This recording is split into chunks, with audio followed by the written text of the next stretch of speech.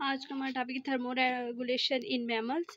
इसमें हमारे पास क्या है कि जो मैमल्स होते हैं यानी कि ह्यूमंस होते हैं, उन्हें क्या करता है, जब सर्दी आती है तो उन्हें उसके लिए भी उन्हें ना क्या चाहिए होता है कि टेम्परेचर चाहिए होता है। जब गर्मी आती है उन्हें हवा की ज़रूरत होती है। तो वो जो बॉडी है हमारी, वो किस तरह से उसे एडजस्ट करती है टेम्परेचर को। जब कूल टेम्परेचर होता है, जब वार्म टेम्परेचर होता है, किस तरह से बॉडी हमारी एडजस्ट करती है इन सब चीज़ों को, वो हम देख लेते हैं। कहते हैं ओरिजिन ऑफ एंडोथर्मी के ओरिजिन में कितना जो बॉडी का टेम्परेचर होता है, और वो मोस्टली हमारा ना 36 to 38 डिग्री सेल्सियस होता है। ठीक है, अगर इससे कम हो जाए तो फिर भी नहीं, अगर इससे ज़्यादा हो जाए तो फिर बुखार हो जाता है, फीवर हो जाता है।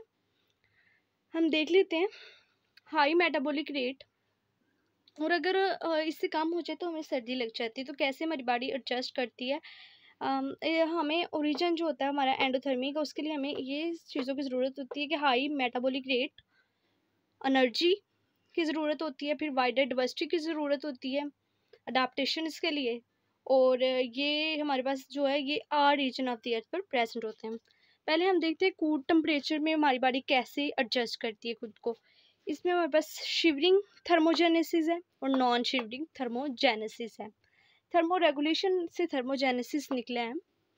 ठीक है, थर्मो रेगुलेशन का क्या मतलब होता है, रेगुलेट करना किसी भी चीज़ को। ठीक है, यानी कि बॉडी टेम्परेचर को, किसी भी चीज़ को नहीं, बॉडी टेम्परेचर को रेगुलेट करना, उसे हम थर्मो रेगुलेशन कहलाता है।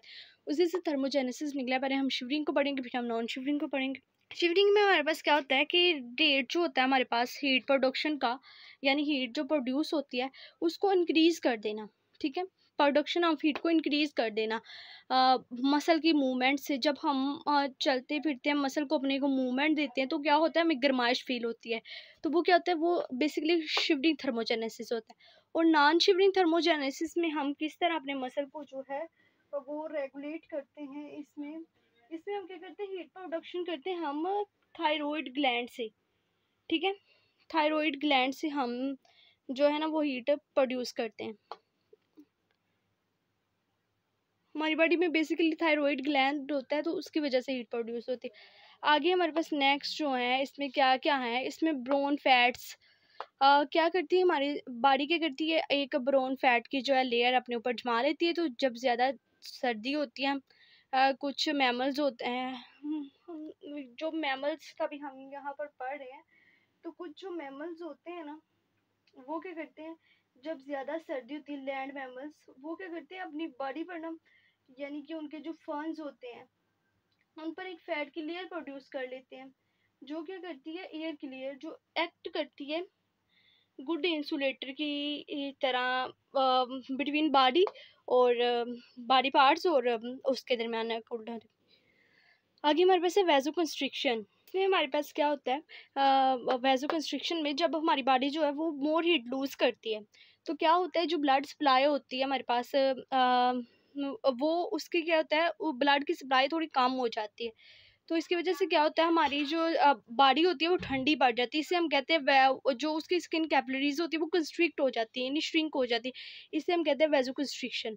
आगे इंसुलेटर, कुछ जो होते हैं मैमल्स वो इंसुलेटर को यूज़ करते हैं। क्या करते हैं, थिकर लेयर जो होती है वो वार्म एयर की बना लेते हैं। इसकी वजह से फ़ैट कुछ होते हैं जो फ़ैट, ये अपने ऊपर बात की थी ब्राउन फैट की, और कुछ होते हैं जो फ़ैट जो होता है वो प्रोड्यूस कर लेते हैं स्किन के नीचे। तो फिर इसकी वजह से भी हमारा जिस्म गर्म रहता है, हमें हीट मिलती रहती है और कूल टेम्परेचर में हम एडजस्ट हो जाते हैं। आगे हम पढ़ते हैं वार्म टेम्परेचर।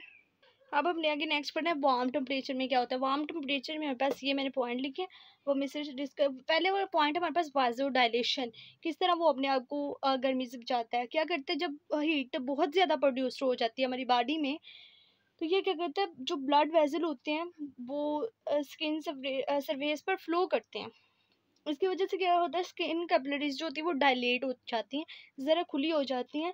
तो जो हीट है वो इसके थ्रू ना बाहर निकल जाती है, तो इसे हम कहते हैं वाइजोडाइलेशन। फिर क्या होता है, जब हीट बाहर निकलेगी तो हमारी बॉडी को थोड़ा सा सुकून पहुंचता है, थोड़ी सी ठंड लगना शुरू होती है, तो फिर हम इस तरह एडजस्ट करते हैं। अगर large number of blood vessels, marine mammals जो होते हैं वो क्या करते हैं, एक्स जो हमारे पास एक्सेस हीट होती है उसे क्या करते हैं, उसे ना outer layer of the skin के थ्रू ना उसे ब्लड वेजल ब्लड वेजल के ज़रिए उसे outer layer of the skin तक छोड़ते हैं। फिर क्या होता है कि जो होती है स्किन सरफेस तक आ जाती है वेजोडाइलेशन के ज़रिए। तो फिर उसके बाद क्या होता है कि जो स्किन मैमल्स होते हैं, स्किन ऑफ मैमल्स की जो स्किन होती है, तो वो क्या करती है, ऑर्गन जो होता है थर्मोरेगुलेशन उसके थ्रू ना स्किन से बाहर ज़रा आता है। तो फिर क्या होता है, हमें ना थोड़ी ठंड प्रोड्यूस होती है। तो ये होता है इसमें बेसिकली।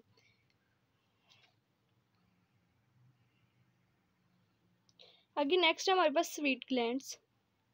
स्वीट ग्लैंड्स में हमारे पास क्या होता है, इसमें आपने देखा होगा कि पसीना जब हमें आता है तो वो हमारे पास स्वीट ग्लैंड्स जो होते हैं वो क्या करते हैं, वो पसीना ला रहे होते हैं। तो उसकी वजह से हमारी हम जब पंखे के नीचे बैठते हैं तो हमें ठंडक महसूस होती है।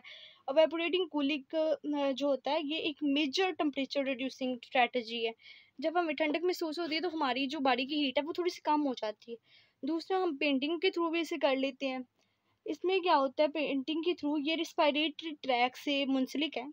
इसमें क्या होता है या कि ये जो रिस्पायरेटरी ट्रैक है, हम जब ये होता है तो ये हमें एवेपोरेटिंग कूलिंग प्रोड्यूस करते हैं। रिस्पायरेटरी ट्रैक के थ्रू हमारे एवेपोरेटिंग कूलिंग प्रोड्यूस होती है। ये मोस्टली डॉग्स में होता है और कोनिवेरस में होता है।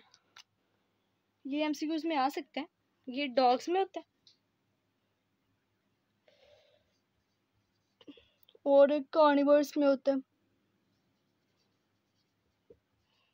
ठीक है, आगे हमारे पास है स्लाइवा और यूरिन के थ्रू। बैट्स जो होती है हमारे पास, बैट्स यहाँ पर लिखना था मैंने, यहाँ पर बैट्स जो होती है हमारे पास, तो वो क्या करती है, वो अपनी बॉडी को ना स्लाइवा और यूरिन के थ्रू जो है ना वो अपनी बॉडी को वेपरेटिंग कूलिंग प्रोड्यूस कर रही होती है। आगे हमने पढ़ना है पेरिक्सिया। ये एक हमारे पास क्या है, पेरिक्सिया जो है हमारे पास ये एक हार्मोन प्रोड्यूस करता है, जिसे हम, जैसे कि हम इसके बारे में डेफिनेशन कर लेते हैं, high temperature than normal due to pyrogen, pyrogen की वजह से। इसकी डेफिनेशन लिखते हैं, high temperature due to normal temperature than normal due to pyrogen. Pyrogen एक होता है हमारे पास, हार्मोन ही होता है, इसकी वजह से होता है, उसे हम पैरेक्सिया कहते हैं। इसमें क्या होता है, बैक्टीरिया और वायरल इन्फेक्शन हो जाता है और जो लीकोसाइट्स होते हैं हमारे, ल्यूकोसाइट्स, उनकी प्रोडक्शन जो होती है वो इंक्रीज़ हो जाती है, वो इंक्रीज़ हो जाते हैं नंबर में। तो उसकी वजह से हमें जो होता है बुखार हो जाता है। और इसके ज़रिए अब हम पैरोजन की डेफिनेशन सुन लेते हैं। These pathogens and blood cell produce करते हैं, जो केमिकल प्रोड्यूस करते हैं उन्हें हम पैरोजेंस कहते हैं। पैरोजेंस का आपको समझ आ गया होगा, जो केमिकल्स प्रोड्यूस करते हैं, जो हार्मोन्स केमिकल्स प्रोड्यूस कर, ये पैथोजेंस होते हैं। तो पैरोजेंस का जो सेट पॉइंट है ना, वो हमारे पास 37 डिग्री सेल्सियस है नॉर्मल पॉइंट। अगर इससे ज़्यादा होगा तो क्या हो, हम कहते हैं कि फीवर हो गया। ये सब इसमें बताया गया है, वार्म टेम्परेचर में क्या। आगे thermoregulation function and feedback control है। इसमें बेसिकली उन्होंने सिर्फ दो ही चीज़ें बताई हुई हैं कि अबव कैसे हो जाता है नॉर्मल टेम्परेचर से, और टेम्परेचर जो होता है वो बिलो कैसे हो जाता है। अगर टेम्परेचर बिलो होगा 37 से तो हमें ठंड लगना महसूस हो जाएगी, सर्दी लग जाएगी, इसमें नमोनिया भी हो जाता है। और अगर टेम्परेचर ज़्यादा हो जाएगा तो हमें फीवर हो जाता है। इसमें पहले हमने वार्म टेम्परेचर में पढ़ी, वो सारा वही कंसेप्ट है। हमारा जो टेम्परेचर होता है वो 37 डिग्री सेल्सियस पर रहना चाहिए, 36 से 38 जो होता है वो हाइपोथर्मल सेट पॉइंट होता है उसका। ठीक है, ये इंपॉर्टेंट एमसीक्यूज हैं।